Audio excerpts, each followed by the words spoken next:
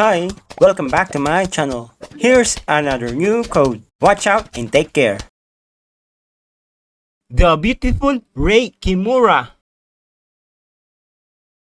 Code URE136. Released on February 24, 2026. And it has 120 minutes watch time.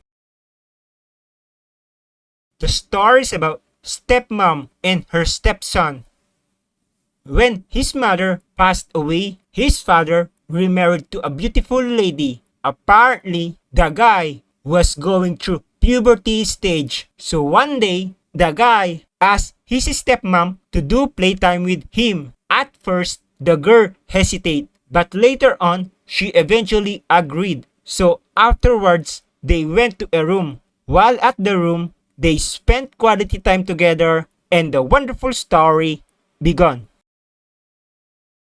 Make sure to subscribe and like and turn on notification for new codes. Thank you for watching.